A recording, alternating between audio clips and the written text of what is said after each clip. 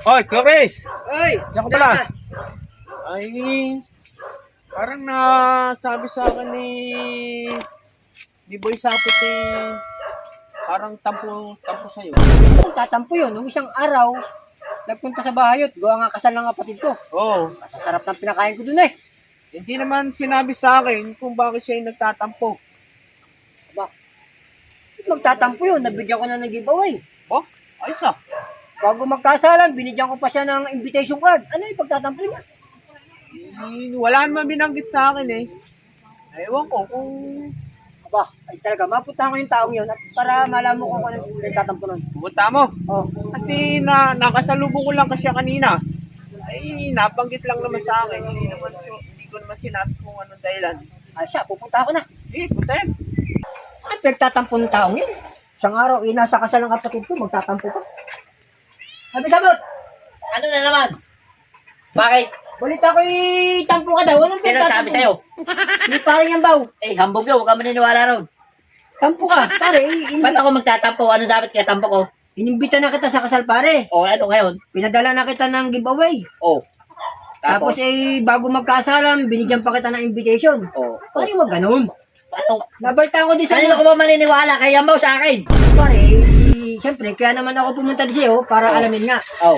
Eh, kanino ka nga naniniwala sa madaling salita? Sa kanya o sa akin? Ay pare, yung kung kaibigan naman natin yun naman wala naman yung sinasabing kasinungalingan. O. Kaya ako naman sinasabi sa kanya na pupuntahan kita para malaman ko rin sa iyo kung ano yung pinagtatampo mo. Eh di, isumbong mo. Isumbong mo kay Tulpo. Ano bang pinagtatampo mo, pare? Wala nga! Hindi ka pa makaintindi.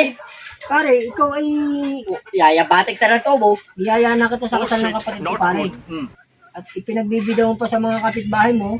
Nabalta ko sa kapitbahay mo. Sino naman yun? Sino Ay, kapitbahay? hindi ko na nga banggitin na yun nga, tampo ka nga raw sa akin. Talagang ang chismis talaga yung may tenga ang lupa eh. Pare, Ano? pagkakabait ko ito, kasal ng kapatid ko, inimbitahan ko. Si pare niyang bawa, hindi ko na-imbita dahil alam ko na meron siya lagi drive. Eh, hindi mo talaga inimbitahan. Ay pare, hindi ko inimbita dahil busy siya sa kanyang trabaho. Oh. Pare, nung kasal ng kapatid ko, ikaw agad ang naisip ko. Tumupo ka. Parang nga siga kay bahay ko to ah. Naisip ko pare na ikaw ang puntahan ka agad dahil kasal nga ng kapatid ko. Pare, pinakain na kita ng masarap pare. Ano ba yun? Nalimutan ko na. Ang sarap kasi.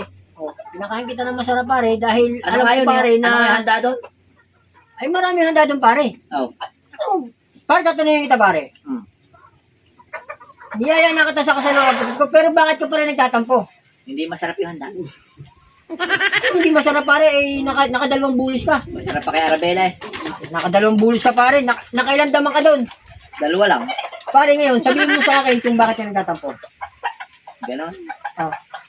Talagang walang lihim doon kay Yambaw. Talagang, bakit kaya sinabi pa sa iyo? Pwede namang hindi na eh. Pare, kaibigan natin yun. Oo nga, kaibigan. Ba't hindi siya umatay? Ay pare, yun ay busy sa kanyang trabaho. Oh. Nag-drive kay Elvis yun. Busy, eh paano kung naging presidente? Di lalo na. Kaya ako naman hindi nimbita yun dahil yun ay lagi nagdadrive kay Elvis Bakery. Ganun ba? Oh, masasarap ang tinapay doon. Kay Elvis Masarap Bakery. talaga. Bigo pati sa Ay usawan. pare, tumaiba ako. Bakit ka nagtatampo? Kalimutan na natin, tampo na yung tapos na yun. Ano pa pag nga kailangan mo pa nga batikusin pa Ay, ako? hindi pare.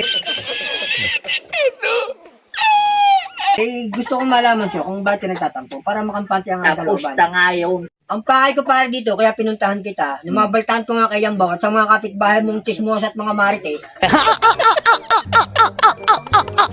Ay upang alamin sa iyo kung bakit ka nagtatampo. Pare, ito, yung pagpunta ko dito, ay para itanong siya, ano ba ang pinagtatampo mo? Ang hirap talaga pagka may mga ganyang musang. Oh, Alam mo, kaya naman ako nagtampo. Alam mo kung bakit talaga Oh. na dediretsahin na kita. Oh.